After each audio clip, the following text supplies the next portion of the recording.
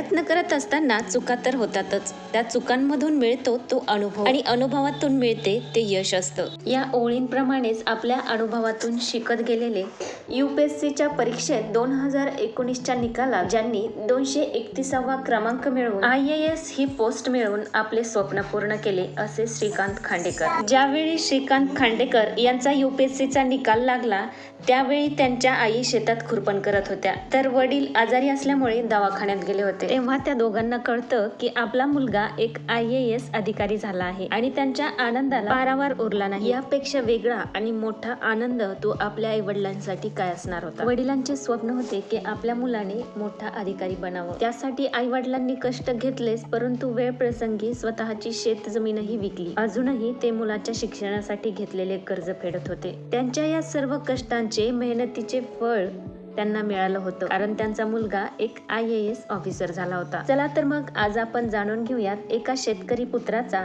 IAS officer इथपर्यंतचा प्रेरणादायी प्रवास. सोलापूर जिल्ह्यातील मंगळवेढा तालुक्यातील बावची या गावचे ते पुत्र आहेत. त्यांचे आई वडील शेती व मजुरी करून संसाराचा गाडा हाकवायचे. श्रीकांत यांचे 10वी पर्यंतचे शिक्षण त्याच गावातील शाळेत पूर्ण झाले. ते शाळेत जात असताना शाळेबरोबरच घरातील व शेतातील कामातही हातभार लावायचे. अगदी 10वीत असतानाही रात्रपाळीतील शेताला पाणी देत असताना एका हातात उजेडाची बॅटरी तर दुसऱ्या हातात अभ्यासाला पुस्तक असायचं. अशा परिस्थितीतही त्यांना 10वी मध्ये 91% गुण मिळाले. पुढील शिक्षणासाठी ते सोलापूरला गेले आणि सायन्स घेऊन 12वी पर्यंतचे शिक्षण त्यांनी पूर्ण केले.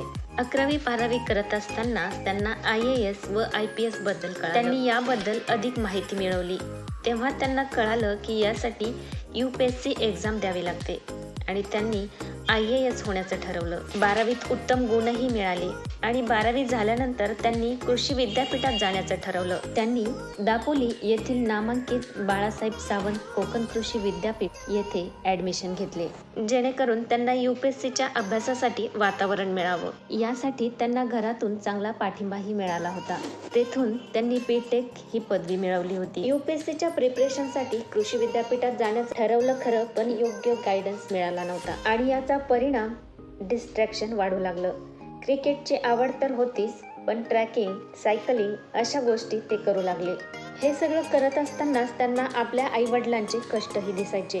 त्यांनी कोणत्या परिस्थितीतून आपल्याला इकडे पाठवलं आहे या गोष्टीचा त्यांनाही खूप त्रास झाला असावा आणि त्यानंतर त्यांनी सिन्सिअरली या गोष्टीकडे पाहण्यास सुरुवात केली. BTechचे पदवीपर्यंतचे शिक्षण घेत असतानाही ते टॉपरच यायचे. BTech झाल्यानंतर त्यांना पुढे MTech करण्याची इच्छा होती, परंतु याआधीचा त्यांच्या शिक्षणावर झालेला खर्च आणि लगातार 4-5 वर्ष दुष्काळ पडल्यामुळे शेतीवर नुसता खर्च होत होता आणि यामुळे कुटुंब कर्जबाजारी झालं होतं. पण म्हणतात ना, इच्छा असेल तिथे मार्ग निघतो.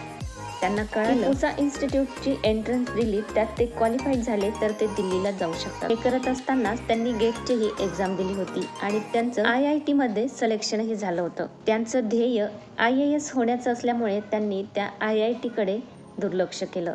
पुसा इन्स्टिट्यूटची एंट्रन्स देऊन ऑल इंडिया सेकंड आल्यानंतर त्यांचं दिल्लीला जाण्याचं स्वप्न सत्यात उतरलं. परंतु घरची परिस्थिती बिकट झाल्यामुळे त्यांना दिल्लीला जाण्यासाठीचा खर्चही ते करू शकत नव्हते. वडिलांनी कुठलाही विचार न करता 3 एकर शेती विकली. आपला मुलगा काहीतरी नक्की करणार असा वडिलांचा पूर्ण विश्वास मुलावर होता. MTech करत असतानाच त्यांनी UPSCची तयारी चालू केली. पॉलिटेक्निक सायन्स हा विषय त्यांनी निवडला, परंतु अभ्यासासाठी वेळ मिळत नसल्याने पुन्हा त्यांनी MTech ही डिग्री सोडून पुण्याला येण्याचं ठरवलं. दिल्लीला गेल्यानंतर खऱ्या अर्थानं UPSC काय असते हे त्यांना कळालं. कोणती पुस्तकं वापरावीत. आतापर्यंत त्यांनी खूप काही सॅक्रिफाईस केलं. IIT मध्ये प्रवेश मिळत असताना तो नाकारला. वडिलांना शेती विकावी लागली आणि MTech ही अर्धवट सोडून पुन्हा पुण्याला यावं लागलं. पुण्याला आल्यानंतर एकाच वर्षात पोस्ट काढायची असा त्यांनी ठाम निर्णय घेतला. एका वर्षात अशी मेहनत घेतली की त्यांना त्याचं फळही मिळालं. त्यांना एकाच वेळी 3 एक्झामचा इंटरव्ह्यू कॉल आला होता. पहिला इंडियन फॉरेस्ट सर्व्हिस,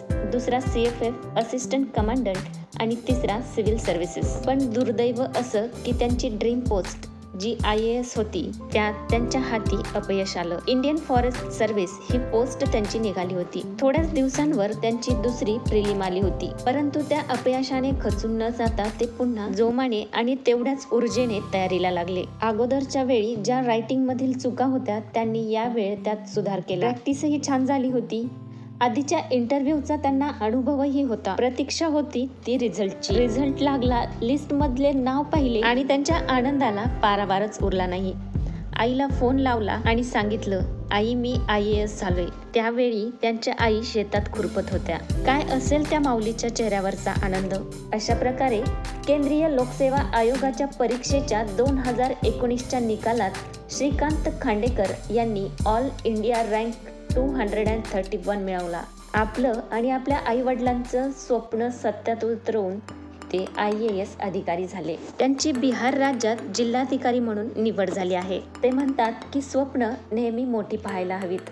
उंच भरारी घ्यायची असेल तर आपल्या पंखांमध्ये बळ असायलाच हवं आणि ते बळ मेहनतीनेच मिळतं. त्याचबरोबर ते सांगतात की शहरी मुलांशी आपली तुलना न करता ध्येय समोर ठेवून अविरत मेहनत घेतल्यास यश मिळतं. अशा या नुसतं IASचं स्वप्न न पाहता ते सत्यात उतरवणाऱ्या अभ्यासू आणि मेहनती अधिकाऱ्यास त्यांच्या पुढील वाटचालीसाठी खूप खूप शुभेच्छा. आशा आहे व्हिडिओ आवडला असेल. व्हिडिओ आवडला असेल तर लाईक करा, शेअर करा आणि आपल्या चॅनलला सबस्क्राईब करायला अजिबातच विसरू नका.